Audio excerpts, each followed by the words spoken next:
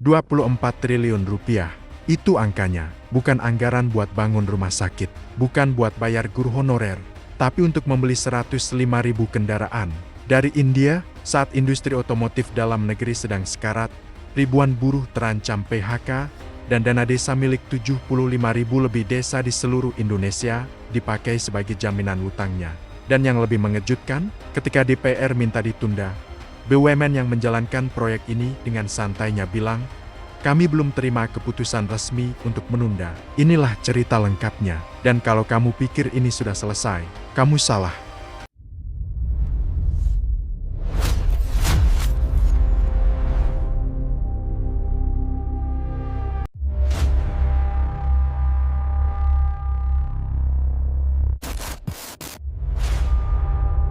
Kita mulai dari awal. Pemerintahan Presiden Prabowo Subianto punya program bernama Koperasi Desa dan Kelurahan Merah Putih, disingkat KDKMP. Tujuannya mulia, bangun 80.000 koperasi di seluruh desa Indonesia untuk memperkuat ekonomi rakyat. Untuk menjalankan program ini, dibutuhkan kendaraan logistik yang bisa menjangkau daerah terpencil. Maka ditunjuklah PT Agrinas Pangan Nusantara, sebuah BUMN, untuk mengurus pengadaan kendaraan tersebut.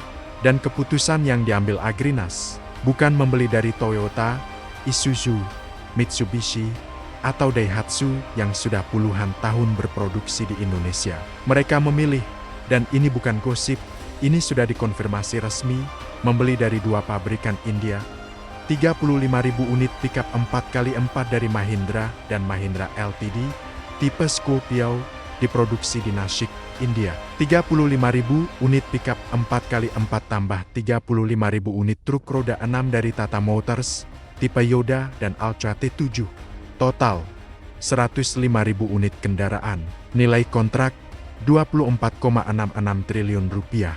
Dan per akhir Februari tahun 2026, sudah ada 200 unit Mahindra Scorpia yang tiba di Pelabuhan Tanjung Priok.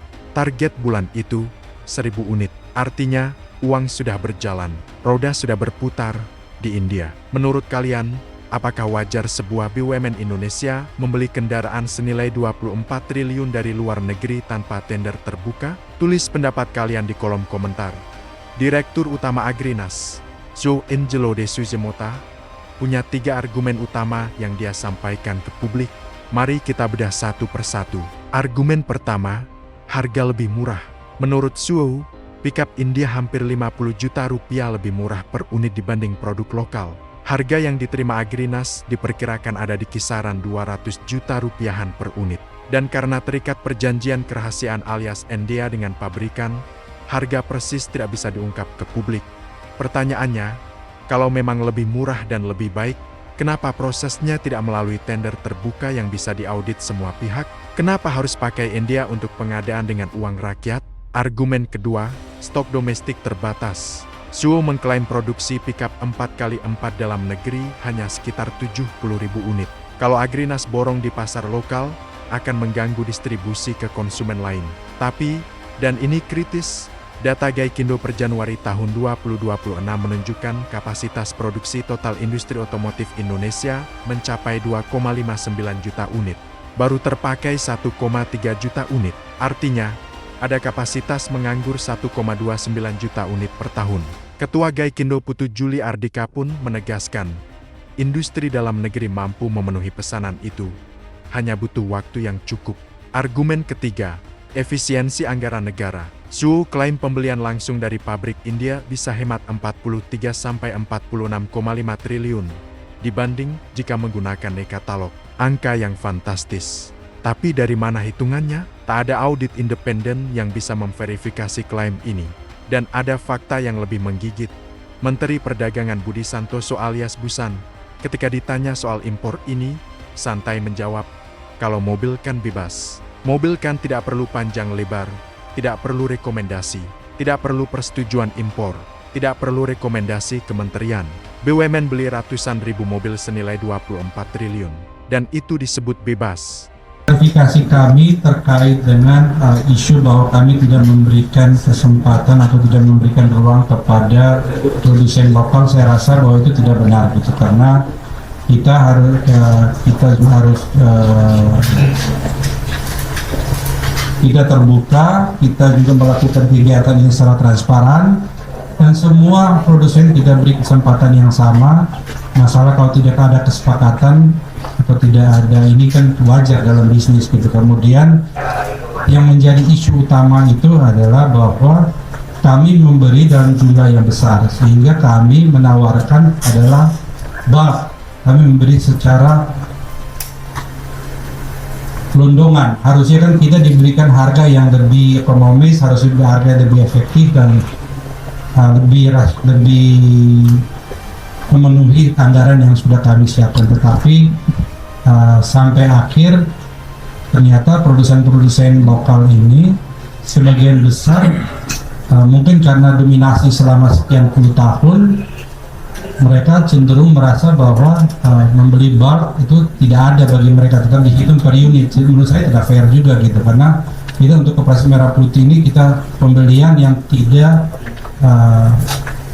bukan menjadi pembelian root seperti pada market mereka yang biasa. Ini kan kegiatan khusus yang hanya dilakukan pada 1 tahun ini. Jadi seharusnya kami juga bisa diberikan harga khusus sehingga kami mampu atau kami mau untuk berdeal dengan mereka. Tapi sampai dengan terakhir kami tidak mendapatkan atau dikasih kesempatan untuk memberikan dengan harga yang khusus, sehingga kami terpaksa melakukan impor dari luar, khususnya India. Dan dengan begitu harapan kami ke depannya masyarakat Indonesia dan rakyat akan punya pilihan lebih banyak. Ini harapan kita harga mobil Indonesia juga ke depan bisa lebih kompetitif. Sekarang pertanyaan yang paling sering ditanya rakyat, uangnya dari mana? Menteri Keuangan Purbaya Yudi Sadewa menjawab, pembiayaan berasal dari pinjaman ke bank-bank BUMN alias Himbara. Lalu Kementerian Keuangan akan mencicil pinjaman itu sebesar 40 triliun per tahun selama 6 tahun. 40 triliun per tahun selama 6 tahun. Total 240 triliun. Dan dari mana cicilan itu dibayar? Jawabannya ada di Peraturan Menteri Keuangan Nomor 7 Tahun 2026 yang diteken 12 Februari tahun 2026. Di sana tertulis hitam di atas putih, sebesar 58,03% dari pagu dana desa 2026, senilai 34,57 triliun, akan dialihkan untuk mendukung program Kopdes Merah Putih, termasuk pembayaran cicilan. Dana desa total 2026 adalah 60,57 triliun, lebih dari separuhnya sudah diarahkan ulang. Artinya, uang yang seharusnya langsung masuk ke 75.000 lebih desa untuk membangun jalan, irigasi, posyandu, dan sekolah. Sebagian besar kini dipakai untuk mencicil utang pembelian pikap India. Menko Purbaya berkata, tidak ada tambahan risiko fiskal.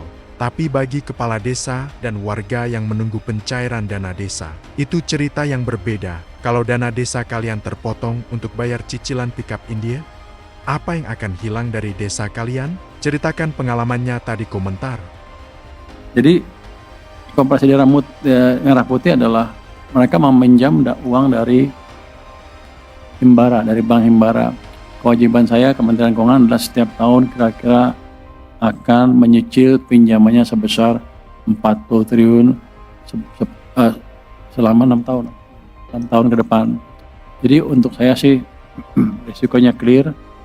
Nggak ada tambahan resiko fiskal, karena tiap tahun pun itu sebagian uangnya dipindahkan dari uang dana desa.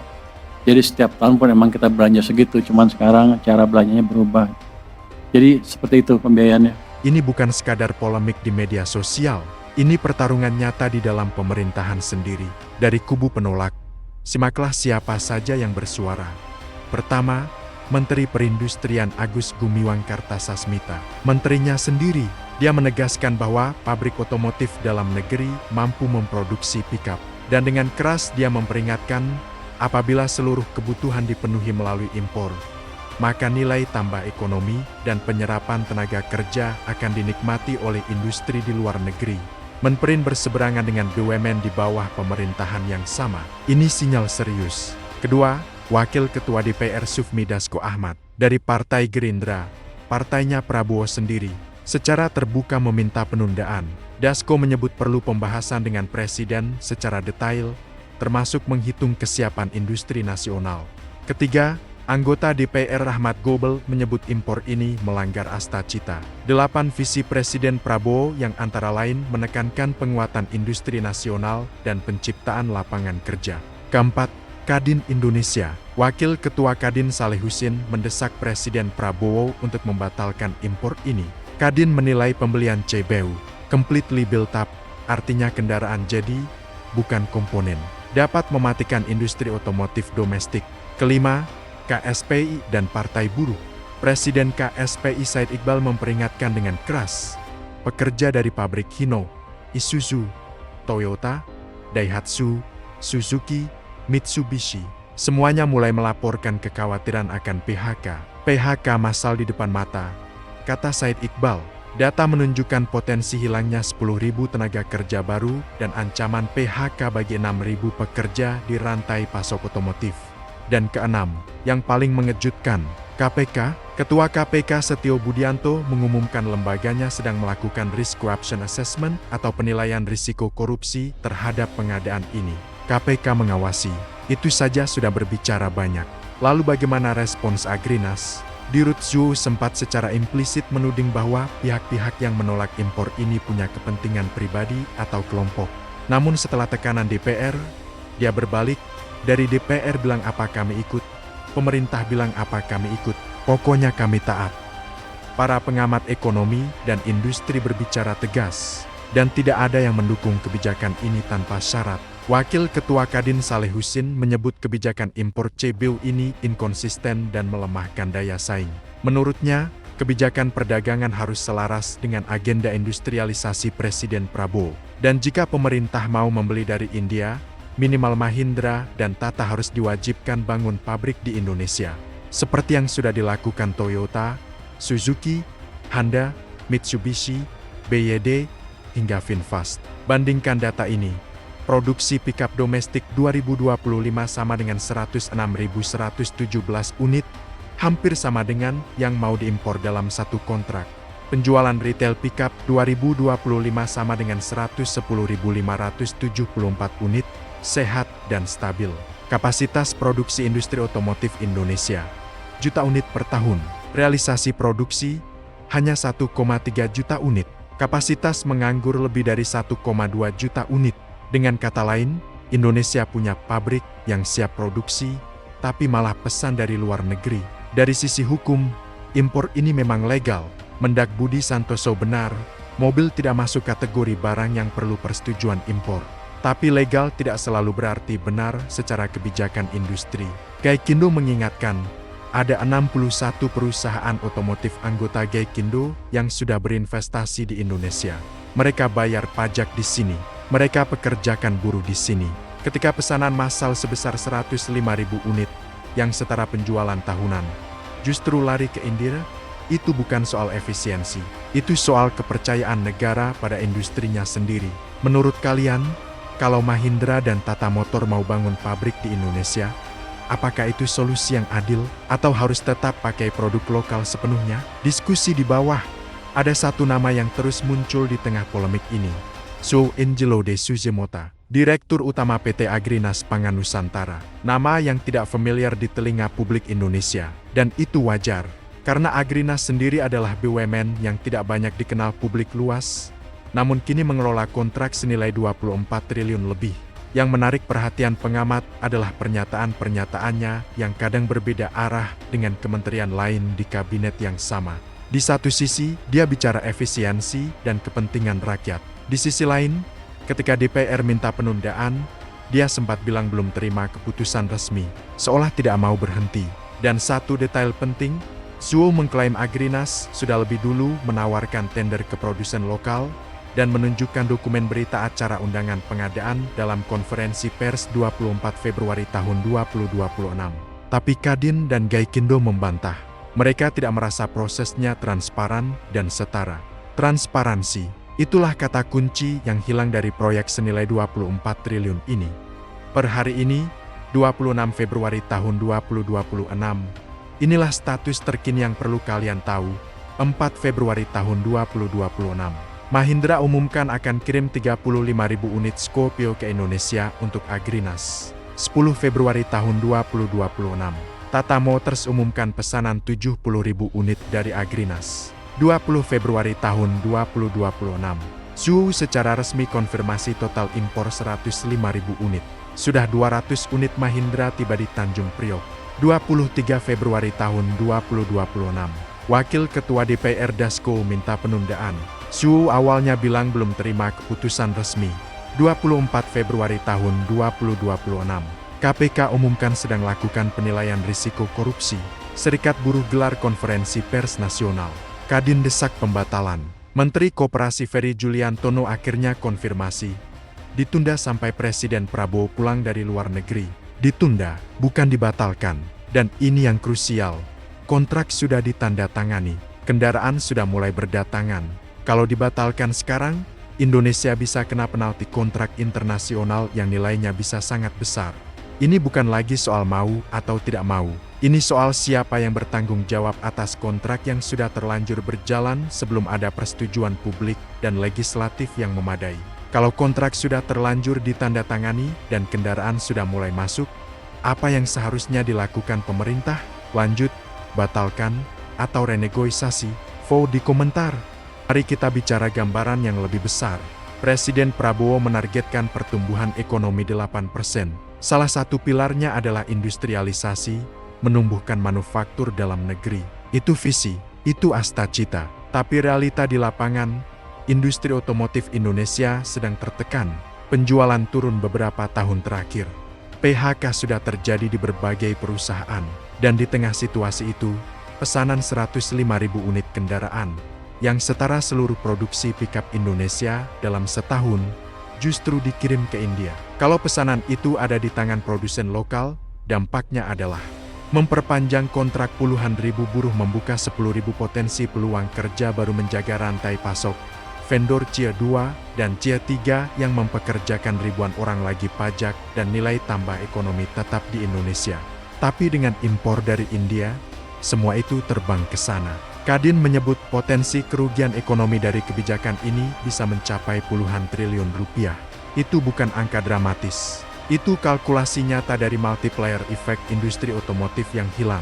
Kesimpulan video menyoroti kontroversi pengadaan 105.000 kendaraan pickup senilai 24,66 triliun rupiah yang menggunakan dana desa sebagai jaminan, dengan pengawasan dari Komisi Pemberantasan Korupsi dan permintaan penundaan dari Dewan Perwakilan Rakyat Republik Indonesia. Kekhawatiran muncul dari buruh industri otomotif dalam negeri, sementara unit kendaraan impor sudah terlihat di pelabuhan Tanjung Priok. Isu ini diposisikan bukan sekadar soal harga atau pilihan impor gas lokal, tetapi tentang arah kebijakan industri nasional, dampak lapangan kerja jangka panjang, serta transparansi penggunaan budget. Keputusan akhir berada di tangan Presiden Prabowo Subianto, dan masyarakat diajak untuk ikut mengawasi serta bersuara. Like, komentar, subscribe, dan membagikan video dari channel Nextroom agar informasi menjangkau lebih banyak orang, khususnya masyarakat desa yang terdampak langsung. Pesan penutup menekankan pentingnya tetap kritis dan sadar informasi.